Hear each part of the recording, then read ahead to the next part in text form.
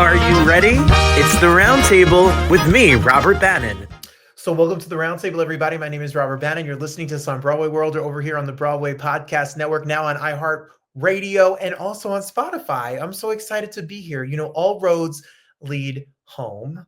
My first job ever at 16 years old was selling tickets in the box office of the then John Harms Center for the Arts, right there on 30 North Van Brunt Street in Englewood, New Jersey. It is my favorite place to see a show. It is home to me. It is home to hundreds of thousands of other ticket buyers. I absolutely adore Bergen PAC. I love what they stand for. I love that building. I think it's the most gorgeous theater that exists. You know, that 1930s vaudeville house is stunning. And then across the street is the incredible Performing Arts School. If you're in Bergen County and you're looking for a place to learn acting, theater, dance, anything, you know where you need to be. You need to go to Bergen PAC and you need to go check it out.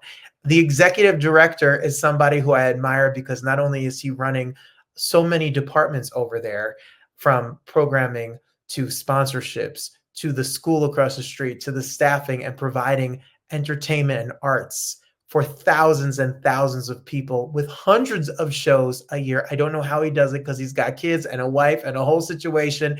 He is a Renaissance man. Alexander Diaz is here to tell us all about this weekend heading out in Englewood. Thank you for being here, friend. That was quite an introduction, man. I love it. You know, I could talk about 30 North Van Brunt Street for an hour by myself. So I have my own. I love that building. I love what it stands for. And it is vital that we support you all because we need it in Bergen County, New Jersey.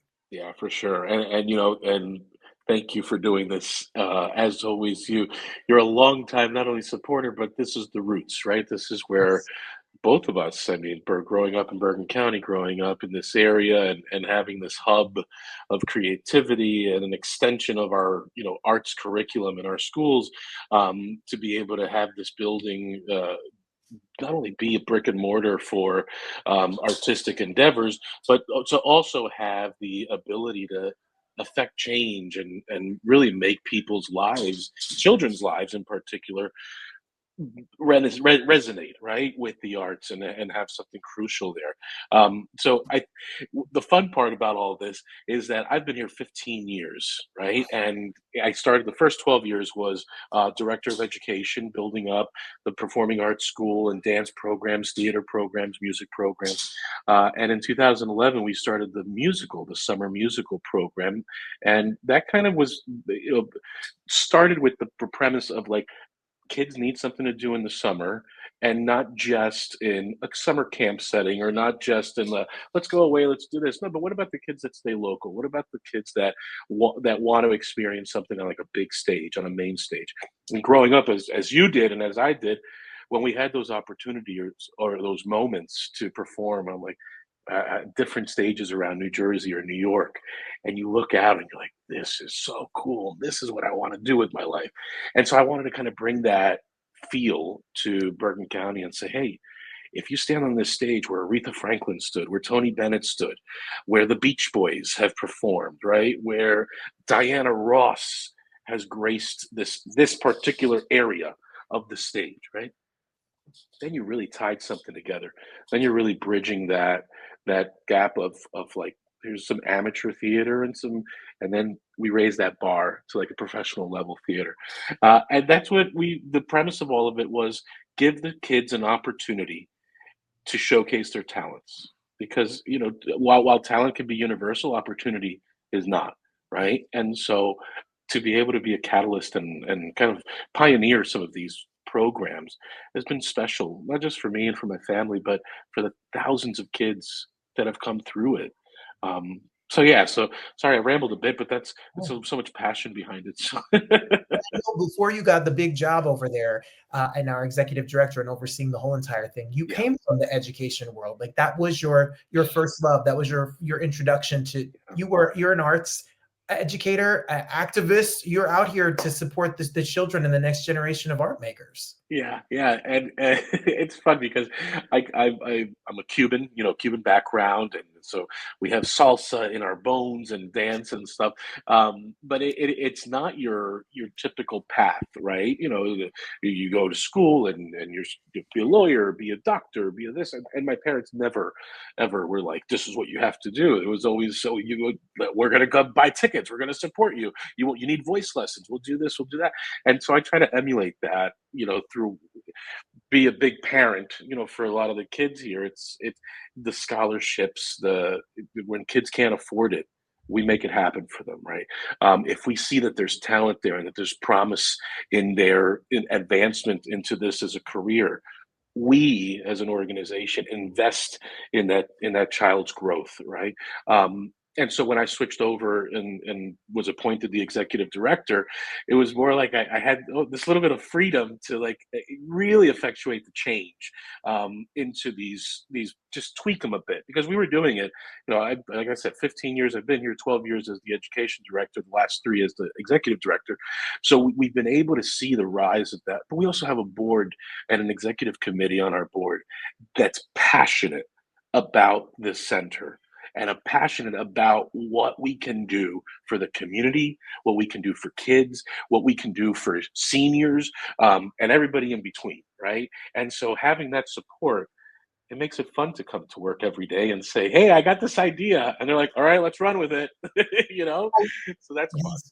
While we're talking, BergenPAC.org is the website. You can go to BergenPAC.org for the website to see the main stage shows and make sure you support your tickets. But remember that tickets only cover a portion of the expenses that this performing arts center has. It is a nonprofit performing arts center. They try to keep the tickets fair and reasonable, and they try to make education accessible to all students. So, and their outreach and the tickets you guys give away every single year to nonprofit organizations and the community work you do. So make sure you go buy your tickets or donate. And then if you have a student or child who loves to sing and dance and act, and you're like, where can I, please let me put them somewhere, bergenpac.org/education. You have top-notch facilities, educators, and programs. Tell us, before we talk about Shrek this weekend, tell us a little bit about what is the mission of the school and what do you guys offer?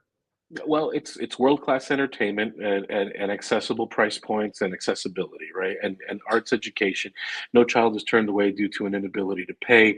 Uh, we're restructuring kind of the curriculum that we've been offering the last 10 years with the change, in technology, the change in the arts in general, and just the creativity that comes with it. So we're adding musicals throughout the year. So the summer musical, which is our biggest program of the year, we're now multiplying that throughout the year, and so it's going to give kids more opportunities to be on our stage and to perform throughout the time. When we collaborate with major artists, we have Kansas and the New Jersey Symphony coming in November, and that's going to be our kickoff to our fundraising series. So we're not just going to have one main gala. We thought the arts aren't just one night, right? We don't just celebrate it in one day. We celebrate it throughout the year. So why don't we take a couple of shows and then wrap fundraising events with it, right? Wrap it around something that says, okay, here's some sponsors for it, here's some honorees for it, but at the same time, it's celebrating world-class entertainment. And then we're going to have kids open for them too, right? Have our students be on the stage, right? All of these things, again, it's what makes it in Shrek, what makes it special makes us strong, right? And so when I talked to the students about it and the cast, and I had been on not a hiatus, but because of all the work as executive director the last couple of years, I had to take a step back from artistic directing. And so now I'm back in the chair and it feels great, right? And I got my 10-year-old and my 8-year-old in the show. And so there's that level of that layer, as Shrek says, just emotion, right? That I'm seeing my own kids grow in the home that I have helped build grow up, right? So it is special. Our dance classes are top notch. They're taught by Roberta Mathis, who's, I mean, just world renowned in dance. Our vocal academy is headed by Amelia DeMaio, who is an exceptional voice teacher, surrounded by other teachers as well that just it's like a team. You're on a baseball team. You got your pitching coach. You have your fielding coach. That's what we have in the arts. We all of them who are passionate have been on Broadway, have been in movies, have done it. And they're not just coming to us and saying, "Oh, I like to do this." No, they've done it. This is their life. This has been their vocation. And so they give back to our kids through their example of what they do. And then we have anywhere from special needs programs where we bring teachers into schools, and we whether it's rock and roll, jazz, monologues. We've had parents say to us through this particular program that it was the first time they heard their son speak, and it was because of the music that it brought out their voice, right? And that just it's like the Energizer Bunny, right? They say that the battery never changes, but that's what feels and filters in the battery. It's like hearing those expressions come back to us. So it's a big deal what we're doing. You know what I love what you guys do, and I saw it firsthand when I got the chance to work with you all, is that a lot of areas do classes, a lot of places have a school, but you guys are very serious about using the ability of the stage and the access you guys have to the people who are actually working professionally. I mean, if you talk about the press you all got with Johnny Mathis's last concert, who was performing at the pre-show? Your kids. Who opens up for main stage shows? Your kids. When it's the grand reopening gala and the press is there, who's out there singing on the street? Your kids. If you're looking for them to have real life professional experience, you guys provide that over and over again for them. Yeah. Thanks for bringing that up, because I feel like other, and not to compare with other places, but it's like, oh, there's just students. No, they're not just students. These are opportunities for the students not only to elevate their confidence, elevate their performances, but it's also an opportunity for us. And going back to what ticket sales support, X amount. But then there is that feel good, that wanting to give to the theater because you just saw kids perform before Johnny Mathis, right? And one of the things that we said that night was, as we usher out this generation, Johnny Mathis, we're ushering in this new generation of students. And that young boy actually is now Chip on the national tour of Beauty and the Beast. So he literally is being ushered into a career path in the arts and loving every second of it. And when you elevate that experience for the kids, it comes back to you tenfold, not just in donations, not just in sponsors and all that, but in the reward that you get seeing them shine, seeing them go to that next level. We had, I always joke around and I say, Rachel Zegler was my Maria before Steven Spielberg made her Maria, right? And regardless of the press and the this and the that, the pride, the immense pride we have that she was our student during our summer musicals. And it wasn't just in West Side Story. The year before is when she started with us in Les Mis, and she was a supporting character in that. She was Cosette. And the following year, we decided to do West Side Story, and then that was, she was perfect for it.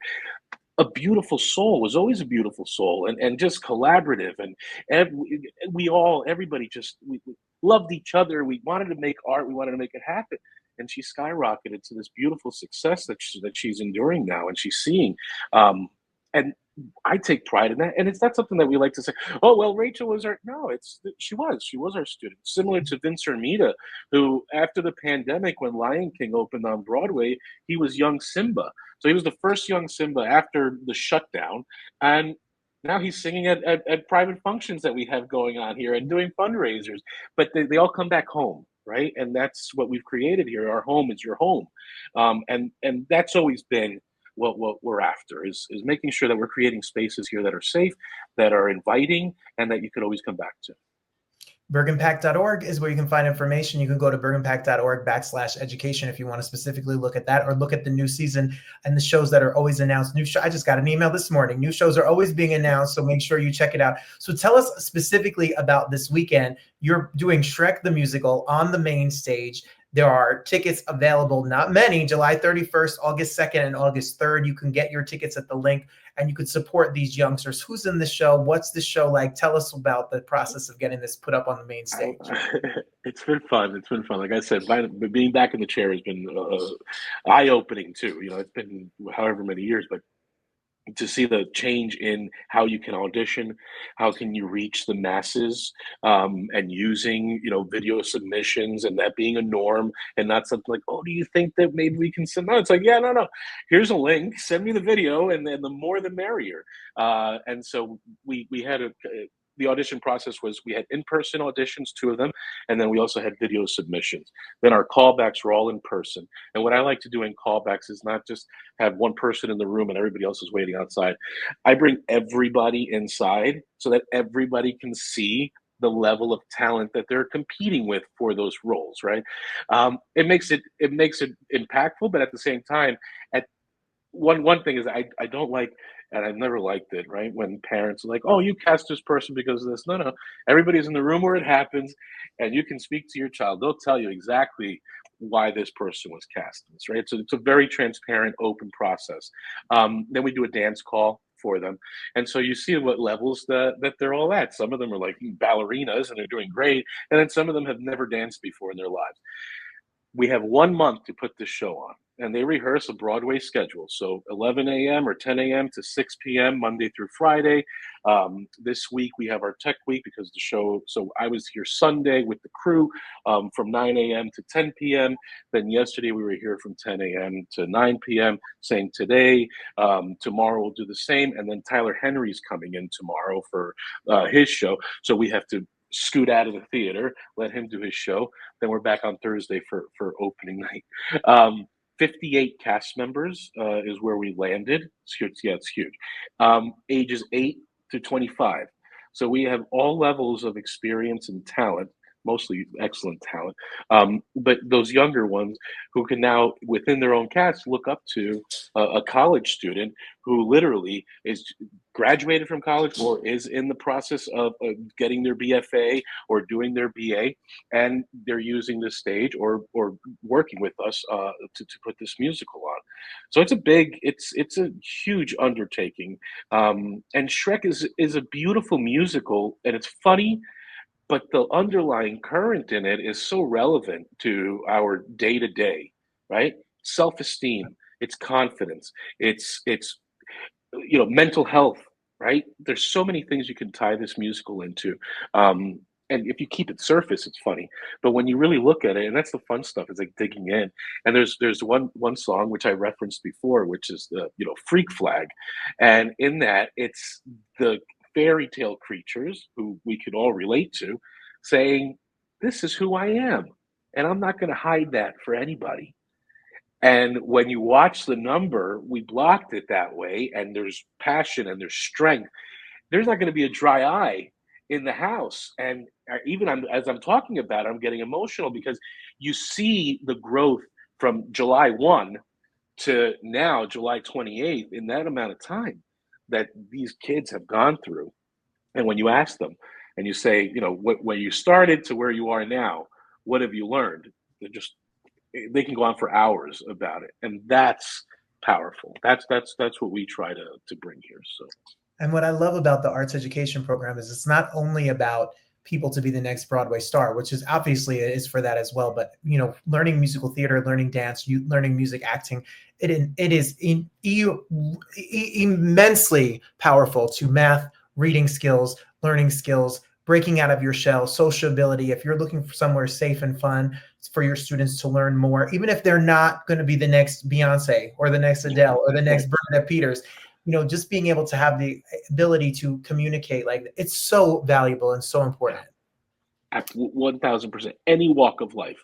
If you have been in musical theater, you can apply everything you've learned in musical theater. Handshake, eye contact, scheduling. I tell them all the time, when you go into the real world and you have to work an 8 to 10 hour shift, you can always reference back that you did 8 to 10 hour rehearsal days, right? I mean, and so your body gets used to that type of stuff. But you're absolutely right. I heard this thing. It's like you give a theater kid $1 and they'll turn it into 100, and they know how to do that, right? Or you give a theater kid and you say, I only have this much in the budget, and they'll make a spectacle of it, right? And because you think outside the box, and if we were able to teach that and to bring that across, then we've succeeded. I truly believe that. Well, you guys, by the numbers, 1,200 kids are served each year to the Performing Arts School, 500 of them on scholarship. And then you guys see over 15,000 students a year in the outreach program. So you really are the place in Bergen County and Northern New Jersey for arts education. Yeah, and we're growing that. We're going to keep growing that. We have space to grow. We have, like I said, we have a board that wants it to grow, and is helping to see that through. Our 15,000, that's post-pandemic numbers. We want to get back to where we were pre-pandemic. A lot of schools, with the cuts that they have in funding, and state funding and federal funding in the arts, that's the first thing that always gets slashed. And I know it sounds like a broken record, but it's the reality of what gets slashed. And so we kind of swoop in and are like, this it's not going to cut. Like, we will provide. What's your budget like? What do you have? And if you don't have, we're going to try to go to sponsors and see if we can make this happen. But we're serving kids in Patterson. We're serving kids He's the executive director, everyone. I was trying to be so cool about it too, but we're serving kids in Patterson. We're serving kids in Englewood. We're serving kids in Hudson County. We have our school time series where kids come for field trips, and oftentimes it's the first time that they've ever seen a theatrical production. But what's even cooler is that in some of these underserved communities, and you see it now living, where you are, and when you were here in Jersey too, that parents, when they come and chaperone, it's the first time for some of them that they've ever stepped into a theater, right? And so the impact there is very strong. So these outreach numbers, while they're numbers, we're going to keep expanding that, but they're not. It's not just a number. It's lives that are being touched through the arts because of the programs we have. I love it. I want people to get their tickets. You can get your tickets to Shrek the Musical for this weekend. You can go to BergenPAC.org and you can get all the information about it, and you can buy tickets for this, or you can sign up for the fall. The fall, they're going to be able to register, for classes. Go to BergenPAC.org/education. So in the 20 plus years that BergenPAC has existed and been around, what's the next generation? What are you all working? You have an incredible season. You have bring in top-notch entertainment every week into Englewood, New Jersey. What Alexander Diaz is tinkering with his brain. I'm sure you got some tricks up your sleeve for this next year. Well, we dabbled in some multimedia stuff last year. We filmed Brett Goldstein's comedy special, and that was a 2-day run and it aired on HBO. And there was something really magical about capturing that and then seeing our facilities, our beautiful updated facilities, on the screen. I think with the movie studios moving into New Jersey, I think there's synergies there, using not only as a set, but using the facilities as kind of a backdrop or even a hub, satellite recordings, doing, our Tony Bennett, rest his soul, when he performed here, said that this was the best acoustical house he's performed in. And that's something that could be a lot of fun to see if we could do recordings here, if we can get Grammys made out of here, right? And then just there's an audience that has always notoriously supported the Bergen PAC, and we want to keep programming for that audience. And then there's an audience that doesn't know about Bergen PAC, and so we're going to attract them to come here, right? We want date nights to happen here. We want families to come, more kid shows and more of those comedians that'll draw the attention, and not just wait until they're like, in their older years and then we book them. No, like try to get some fresh blood in here too, right? So a lot of different things are simmering right now. Thursday opening night at 7 p.m., Saturday and Sunday at 3 p.m. That's at the forefront. And once we get that all behind us, then we'll move strong into the next season. Well, we're excited. We'll be here. I'm always in awe of what you all are doing over there. You bring in the biggest stars. I mean, Cher was there. Kevin Hart was there. Your kids can be on the same stage as the biggest stars in the entire world, and they can get a world-class education in your own backyard. So we got to support Bergen PAC. They're family. You guys are family to me. I am so grateful to have had my formative years be spent there. And the work that you guys are doing is absolutely incredible, Alex. Incredible. Thanks, I'm Rob. Thank so proud and excited. Everything that you're get your tickets, everybody. Go you. get Do it. Shrek rolls into the Bergen Performing Arts Center right there in Englewood, New Jersey, July 31st, the 2nd, and the 3rd. And you can, I don't know, maybe you, I love Tyler Henry too. Make it a whole Bergen PAC week. Go see Tyler Henry, and then go see Shrek the next day with the family. Go get right. I love it. You know, it's funny. So while we have Tyler Henry on Wednesday and then Shrek on Thursday, we skipped Friday because we got Colin Jost, who you know from SNL. So Colin's going to be here on Friday night, and then we're back Saturday and Sunday. So we share we share the stage. Psychics, Shrek, Colin Jost, back to Shrek. That's right. You see, and your kids get to work in a union house. Thank God for those stagehands that are out there moving the set and making these shows making it happen with a smile. And I don't think there's any other crew that does it the best, as good as my crew does. But they're passionate about it. They're a young crew, and they've been in the business for a while, but they care deeply about this place. So that's a big plus.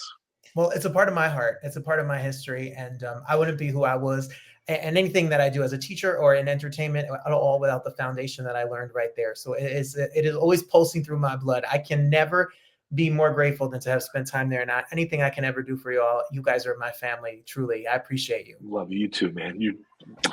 Mom, so much love. Thank you so much, Alex. Keep doing it. Let's go. Thank you. We'll see you soon, I hope. Big hugs. That's big hug.